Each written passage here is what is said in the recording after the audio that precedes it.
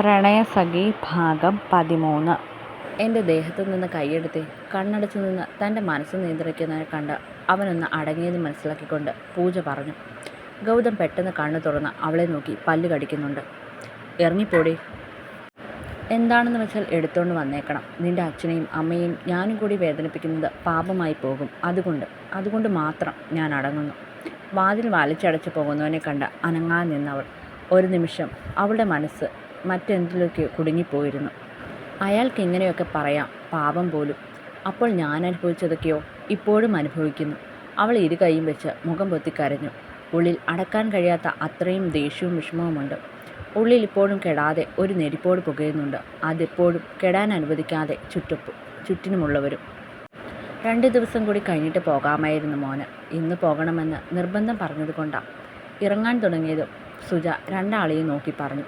പൂജയുടെ മുഖത്തിന് ഒട്ടും തെളിച്ചവുമില്ല. കുറച്ചു മുന്നേ മുറിയിൽ കിടന്ന് 2 പേരും കൂടി എന്തോ പറഞ്ഞ് ഒച്ച വെക്കുന്നത് കേട്ടിരുന്നു സുജ. ഇവിടെ ഇങ്ങനെയാൽ അവിടെ എങ്ങനെയായിരിക്കും? അവൾ മനസ്സിലോർത്തു. ഇനിയൊരു ദിവസം വരാം അമ്മേ. വരട്ടെ അച്ഛാ. ഗൗതം സ്നേഹത്തോടെ പറഞ്ഞതും പൂജയുടെ അച്ഛനും അമ്മയ്ക്കും അവനോട് വല്ലാത്ത ഇഷ്ടം തോന്നി. പൂജ കൂടുതൽ ഒന്നും പറയാതെ കാറിലേക്ക് കയറുന്ന കണ്ട് ചെറിയ വിഷമം തോന്നിയെങ്കിലും അവരത് കാര്യമാക്കിയില്ല. ഇതൊക്കെ പ്രതീക്ഷിച്ച് തന്നെയായിരുന്നു അവർ നിന്നതും. അവരുടെ കാറ് ഗേറ്റ് കടന്നു പോയി കഴിഞ്ഞാണ് 2 ആളും അകത്തേക്ക് കയറിയത്. കയറും മുന്നേ പരസ്പരം അവരൊന്ന് നോക്കിയിരുന്നു. ഒരുപാട് അർത്ഥമുള്ളതുപോലെ. അവനെക്കൊണ്ട് കുഴപ്പമില്ല, പക്ഷേ നമ്മുടെ മോള്, അവൾ അവിടെ നന്നായി നിന്നാൽ കൊള്ളാം. ഇനിയും വയ്യ ആളുകളുടെ മുന്നിൽ എനിക്ക് നാണം കെടാൻ. പൂജയുടെയും ഗൗതമിൻ്റെയും കാര്യം വന്നപ്പോൾ തൊട്ടുള്ള പെരുമാറ്റത്തെ വിലയിരുത്തിക്കൊണ്ട് പൂജയുടെ അച്ഛൻ പറഞ്ഞതും സുജ ഒരു നെടുവീർപ്പോടെ വാതിൽപ്പടിയിൽ ചാരി നിന്നു. അയാൾ പറയുന്നതിലും കാര്യമുണ്ടെന്ന് അവർക്കറിയാം. അവളുടെ പേരിൽ എന്തൊക്കെ അനുഭവിച്ചു. അവരുടെ മനസ്സിലും അതൊക്കെ തന്നെയായിരുന്നു. പഴയ ബന്ധം പുതുക്കാൻ ഇനി ഒരിക്കലും അവൾ പോകല്ലേ എന്നൊരു പ്രാർത്ഥനയായിരുന്നു അവർക്കാകെ ഉണ്ടായിരുന്നത്. അങ്ങനെ ഉണ്ടായും ഇതുവരെ ഉണ്ടായതുപോലെ ആകില്ല കാര്യങ്ങൾ. ഒന്നും അത്ര പെട്ടെന്ന് ഒതുക്കി തീർക്കാൻ കഴിയില്ല. പറ്റുമ്പോൾ അവളെ വിളിച്ച് ഒന്ന് സംസാരിക്കുക. പറ്റിയാൽ പറഞ്ഞു മനസ്സിലാക്കുന്നേ. അവരൊന്ന് മൂളി. ഒന്ന് വിളിച്ചാൽ പോലും ഫോൺ എടുക്കാത്ത ആളെ എങ്ങനെയാണ് കാര്യങ്ങൾ പറഞ്ഞു മനസ്സിലാക്കുന്നത്? അതത്ര എളുപ്പമുള്ള കാര്യമല്ല. അയാളോട് അത് പറയാൻ പോയാൽ മറ്റൊരു വഴക്കുണ്ടാകുമെന്ന് അവർക്കറിയാം. അതുകൊണ്ട് തന്നെ സുജ വെറുതെ ഒന്ന് തലയാട്ടി. അവർക്കത്ര ഉറപ്പില്ലാത്ത പോലെ. ഒരുവിധം സമാധാനം കിട്ടിയതേയുള്ളൂ ഇവിടെ. അതിനിടയ്ക്ക് മറ്റൊരു സമാധാനക്കേട് ഉണ്ടാക്കാൻ അവരും ആഗ്രഹിച്ചില്ലായിരുന്നു. കാറിലിരിക്കുമ്പോൾ ഒന്നും ഗൗതം പൂജയോടോ അവൾ തിരികെയോ ഒന്നും ചോദിക്കാനോ പറയാനോ പോയില്ല. പൂജയ്ക്കാണെങ്കിൽ അവനോട് മിണ്ടാൻ ഒട്ടും താല്പര്യമില്ലായിരുന്നു. എന്തേലും പറയാൻ പോയാൽ അവൻ തന്നെ വിഴുങ്ങിക്കളയും. എന്തിനാ വെറുതെ സ്വസ്ഥതക്കേട് വാങ്ങി വെക്കുന്നത്? വീട്ടിലേക്കെത്തി കാറിൽ നിന്നിറങ്ങിയതും ഗൗതം മുന്നേ വീട്ടിലേക്ക് കയറിപ്പോയി. പിന്നാലെ കയറാൻ ഒരുങ്ങിയവളുടെ കയ്യിലിരുന്ന് ഫോൺ അടിച്ചതും അവൻ പോകുന്നതും നോക്കിയിട്ട് ബാഗിൽ കിടന്ന് ഫോൺ എടുത്തു. കിരണിൻ്റെ നമ്പറാണെന്ന് കണ്ടതും പൂജ പേടിയോടെ ചുറ്റിനും നോക്കി. കുറച്ച് ദിവസത്തേക്ക് അവൻ്റെ വിളിയും അനക്കവും ഒന്നുമില്ലായിരുന്നു. അപ്പോൾ കരുതി അന്ന് കണ്ടപ്പോൾ പറഞ്ഞതൊക്കെ അവന് മനസ്സിലായി കാണുമെന്ന്. പക്ഷേ ഇതിപ്പോൾ വിളിക്കണമെങ്കിൽ അകത്തേക്ക് കയറി മുന്നേ ഫോൺ എടുത്തില്ലെങ്കിൽ ഗൗതമുള്ളതുകൊണ്ട് പ്രശ്നമാകും. അല്ലെങ്കിലും ഈ വിളി ശരിയാവില്ല. അവൾക്ക് ഒരു മുന്നറിയിപ്പ് പോലെ തോന്നി. അവളുടെ മനസ്സ് തന്നെ അവളെ ഓർമ്മിപ്പിച്ചത്. ഒരിക്കൽ കൂടി അവൻ വിളിച്ചതും പൂജ അവൻ്റെ കോളെടുത്തു. നിന്നോട് ഞാൻ പറഞ്ഞതല്ലേ കിരൺ, എന്നെ ഇനി വിളിക്കരുതെന്ന്. കിരൺ എന്തേലും ഇങ്ങോട്ട് പറയും മുന്നേ പൂജ പതിയെ ശബ്ദം താഴ്ത്തി പറഞ്ഞു. എനിക്കങ്ങനെ വിളിക്കാതിരിക്കാൻ കഴിയുമോ പെണ്ണെ? നീ എൻ്റെ അല്ലേ? അവനൊരു താലി കെട്ടിയെന്ന് കരുതി നിന്നെ നഷ്ടപ്പെടുത്തി കളയാൻ ഞാൻ ഒരുക്കമല്ല. കിരൺ പറഞ്ഞത് കേട്ട് അവളുടെ ദേഹം തളർന്നു. ഒരു നിമിഷം പൂജയുടെ നോട്ടം കഴുത്തിൽ കിടന്ന് താലിയിലേക്ക് നീണ്ടു.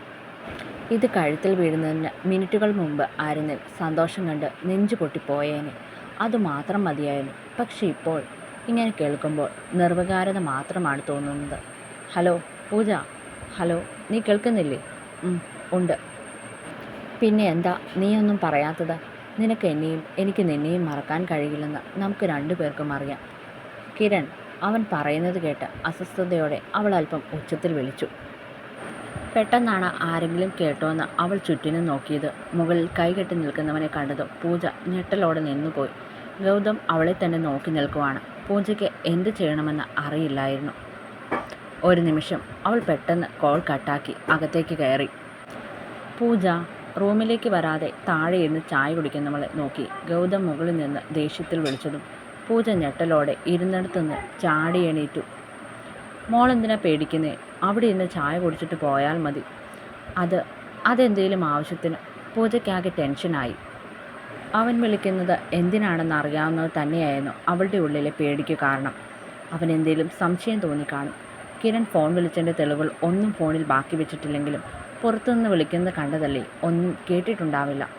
എന്നാലും അവൻ്റെ കണ്ണിൽ താൻ തെളിവോടെ പിടിക്കപ്പെട്ട ഒരു കുറ്റവാളിയാണ്. വീണ്ടും സംശയിക്കാനുള്ള കാരണങ്ങൾ കൺമുന്നിൽ കാണുക കൂടി ചെയ്യുമ്പോൾ സംശയം കൂടും. അവൻ എന്തെങ്കിലും ചോദിക്കുമെന്ന് കരുതിയാണ് റൂമിലേക്ക് പോകാതെ ചായയൊക്കെ കുടിച്ച് കുറച്ചു നേരം ഇവിടെ നിന്നിട്ട് മുകളിലേക്ക് കയറിപ്പോകാമെന്ന് കരുതിയത്. പൂജ, അമ്മയെ ഞാൻ പോയിട്ട് വരാം. പൂജയ്ക്ക് വല്ലാത്ത പേടി തോന്നി. കയ്യിലിരിക്കുന്ന ഫോണിൽ അവളുടെ വിരലുകൾ മുറുകി. ഈ ചെക്കന് ഇതെന്താ, ഇങ്ങോട്ടിറങ്ങി വരത്തില്ലേ? പൂജ പോകുന്നത് നോക്കി ആശ തനിയെ നിന്ന് പറഞ്ഞു. രണ്ടാളും തമ്മിൽ അത്ര വലിയ പ്രശ്നങ്ങളൊന്നുമില്ലാതെ പതിയെ അടുത്തു തുടങ്ങുമെന്നുള്ള വിശ്വാസത്തിലാണ് അവരും. അതിനിടയ്ക്ക് അവൻ്റെ ഇത്തരം പ്രതികരണങ്ങൾ അവർക്ക് ചെറിയൊരു ഭയമുണ്ടാക്കുന്നുണ്ട്. നിന്നെ കിരൺ വിളിക്കാറുണ്ടോ? ഗൗതം തുറന്നടിച്ചതുപോലെ ചോദിച്ചതും പൂജ വിറയലോടെ അവനെ നോക്കി. അവളുടെ കണ്ണുകൾ ഭയം കൊണ്ട് പുറത്തേക്ക് മെഴിഞ്ഞു വരുന്നുണ്ട്. നിന്നോട് ചോദിച്ചത് കേട്ടില്ലേ? ഇല്ല. സത്യം പറഞ്ഞാൽ പിന്നെ അങ്ങോട്ട് സംഭവിക്കാൻ പോകുന്നത് എന്താണെന്ന് അവൾക്ക് നല്ലോണം അറിയാം. നിങ്ങളോടിപ്പോൾ എന്തു പറഞ്ഞാലും നിങ്ങൾക്കത് മനസ്സിലാവില്ല. എൻ്റെ ഭാഗത്തെ ശരി കേൾക്കാനുള്ള മനസ്സൊന്നും നിങ്ങൾക്കില്ലെന്ന് എനിക്കറിയാം. അവനെ നോക്കി മനസ്സിൽ പറഞ്ഞവൾ. അതുകൊണ്ട് തന്നെയാണ് അവനോട് കള്ളം പറഞ്ഞതും. നിന്നോട് ഞാൻ പലതവണ പറഞ്ഞിട്ടുണ്ട് എന്നെ നോക്കി പെറുപെറുക്കരുതെന്ന്. കിരൺ നിന്നെ വിളിക്കാറുണ്ടോ? അതിനെനിക്ക് മറുപടി വേണം. ഞാൻ പറഞ്ഞല്ലോ ഇല്ലെന്ന്. അല്ലെങ്കിലും ഇനി എന്തിനാ അവൻ എന്നെ വിളിക്കുന്നത്? മറ്റൊരു തൻ്റെ ഭാര്യയെ വിളിക്കേണ്ട ആവശ്യമൊന്നും അവനില്ല. അങ്ങനെയാണല്ലോ അല്ലേ? അവളുടെ മുഖത്തേക്ക് നോക്കി ദഹിപ്പിച്ചുകൊണ്ട് കനപ്പിച്ച് ചോദിച്ചതും അവൾ പതിയെ തലയാട്ടി. കുറച്ചു നേരം കൂടി അവൻ്റെ അടുത്ത് നിന്നാൽ അവൻ ഉറപ്പായും തൻ്റെ മനസ്സിലുള്ള കാര്യങ്ങൾ പുറത്ത് ചാടിക്കും. തിരികെ വീട്ടിലേക്ക് പോകുന്നതിനെപ്പറ്റി അവൾക്ക് ഓർക്കാൻ കൂടി പറ്റില്ലായിരുന്നു. അവിടുന്ന് എങ്ങനെയാണ് ഒന്ന് പുറത്ത് കടന്നതെന്ന് അവൾക്ക് മാത്രമേ അറിയൂ. കിരൺ വിളിച്ചെന്നും അവനെ കണ്ടെന്നുമൊക്കെ അറിഞ്ഞാൽ ആ നിമിഷം വീട്ടിലേക്ക് കൊണ്ടുവിടും. ഇവൻ തന്നെ. പൂജയ്ക്കാകെ ഭ്രാന്ത് പിടിക്കുന്ന പോലെ തോന്നി. രണ്ടു പുരുഷന്മാർക്കിടയിൽ കിടന്ന് ശ്വാസം മുട്ടുന്നുണ്ടായിരുന്നവൾ. നീ ഒരുപാട് കള്ളങ്ങളൊന്നും ഉറപ്പിച്ച് പറഞ്ഞു കൂട്ടാൻ ശ്രമിക്കേണ്ട പൂജ. സത്യം എപ്പോഴും എല്ലാ കാലവും മറച്ചുവെയാൻ കഴിയില്ലെന്ന് ഓർത്തോണം നീ. ഒരുപാട് അർത്ഥങ്ങൾ ഒളിപ്പിച്ചു വെച്ചിട്ടുള്ള അവൻ്റെ സംസാരം അവൻ എന്തൊക്കെയോ അറിയാമെന്ന് അവൾക്ക് മനസ്സിലാക്കി കൊടുക്കുന്നതായിരുന്നു. ഇനിയും നിനക്കൊരു അവസരം ആരും തരുമെന്ന് കരുതണ്ട പൂജ. എൻ്റെ ജീവിതത്തിൽ ഞാനെടുത്ത തീരുമാനം തെറ്റാണെന്നറിയുന്ന നിമിഷം ഞാനിത് തിരുത്തും. നീ അതിന് എന്തേലും ഉണ്ടോ ഇല്ലയോ എന്നൊക്കെ അപ്പോൾ പറയാം, കേട്ടല്ലോ? പൂജ ജീവനില്ലാതെ ഒന്ന് മൂളി. എന്നാലും കിരണേ, ഇന്നലെ വരെ നീയെന്ന് പറഞ്ഞ് നടന്നവൾ ഇപ്പോൾ കണ്ടില്ലേ, നീ വിളിച്ചാൽ നിന്നോടൊന്ന് സംസാരിക്കാൻ പോലും നിൽക്കാതെ ഫോൺ കട്ട് ചെയ്തത്. കൊള്ളാം, ഇവളൊക്കെ തനി പെണ്ണ് തന്നെ. മദ്യലഹരിയിലിരിക്കുന്ന കിരണിൻ്റെ അരികിലേക്ക് ഒരു കസാര വലിച്ചിട്ട് സാമുവിലിരുന്നു. അവൻ്റെ മനസ്സിലേക്ക് കൂടുതൽ വിഷം കുത്തിവെക്കാനെന്നോണം സാമുവൽ പറഞ്ഞതും അവൻ്റെ മുഖമിരുണ്ടു. നീ ഇങ്ങനെ പൊട്ടനായാൽ എങ്ങനെയാ? അവളെ അങ്ങനെ വെറുതെ വിടരുത്. അതിന് ആര് വെറുതെ വിടുന്നു? അവളെ സ്നേഹിച്ചത് തന്നെ ഒരു ഉദ്ദേശത്തോടെയാണ്. എനിക്ക് കണക്കൂട്ടലുകൾ തെറ്റിച്ചത് അവനാ, ആ ഗൗതമിൻ്റെ പേര് പറഞ്ഞതും കിരണിൻ്റെ പല്ലുകൾ ഞെരിഞ്ഞു. അവന് വല്ലാത്ത പകയായിരുന്നു ഗൗതമിനോട്. പൂജ മറ്റൊരാളുടേത് ആയെന്നുള്ളത് അവനെ ഭ്രാന്ത് പിടിപ്പിക്കുന്നുണ്ടായിരുന്നു. നമ്മുടെ മനസ്സിൽ എന്താണെന്ന് നമുക്ക് പോലും അറിയാത്ത ഒരു തരം അവസ്ഥയില്ലേ, അതുതന്നെയായിരുന്നു അവൻ്റെയും. ചില കാര്യങ്ങൾ നടക്കാതെ പോയതിൽ അവന് നല്ല അമർഷവുമുണ്ട്. അവൻ്റെ കാര്യങ്ങൾ അറിയാവുന്ന വളരെ കുറച്ച് പേരിൽ ഒരാളാണ് സാമുവൽ. കിരണിനെ പോലെ തന്നെയായിരുന്നു അയാളും. അച്ചായൻ നോക്കിക്കോ, ഞാൻ എന്താ ചെയ്യാൻ പോകുന്നത്? അങ്ങനെ അവൻ്റെ കൂടെ ജീവിക്കാൻ ഞാൻ സമ്മതിക്കില്ല. ചില കാര്യങ്ങളിൽ തിടുക്കം കൂട്ടുന്നത് ശരിയല്ലല്ലോ, അതാണ് ഞാനിങ്ങനെ വിട്ടുവീഴ്ച ചെയ്തത്. പക്ഷേ ഞാൻ കരുതിയതുപോലെ അല്ല കാര്യങ്ങൾ. ഇത് തന്നെ നീ ഇപ്പോഴും പറയുന്നത്. എന്നിട്ട് എന്തുപറ്റി? അവളിപ്പം നല്ല ഒരുതിനെ കെട്ടി അടിപൊളിയായി ജീവിക്കുന്നു. നീയോ? എന്നെക്കൊണ്ടൊന്നും പറയിപ്പിക്കണ്ട.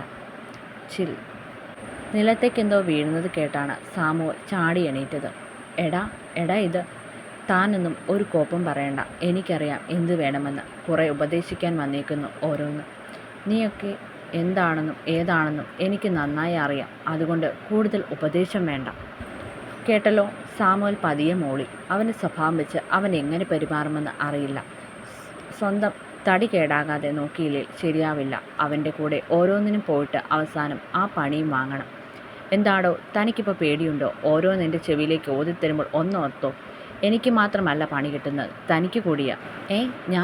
ഞാനതിനെന്ത് ചെയ്തു? നീ ഏതോ ഒരുത്തിയെ സ്നേഹിച്ചു, അവൾ വേറെ കെട്ടിപ്പോവുകയും ചെയ്തു. എടോ താൻ ഒന്നും അറിയാത്ത പോലെ എന്നോട് സംസാരിക്കല്ലേ. ഞാൻ ചിലതൊക്കെ ഓർമ്മപ്പെടുത്താൻ തുടങ്ങിയാൽ നീയൊന്നും ഇവിടെ നിൽക്കില്ല. അതോർത്ത് എന്നോട് വർത്തമാനം പറയാൻ വന്നാൽ നിനക്കൊക്കെ കൊള്ളാം.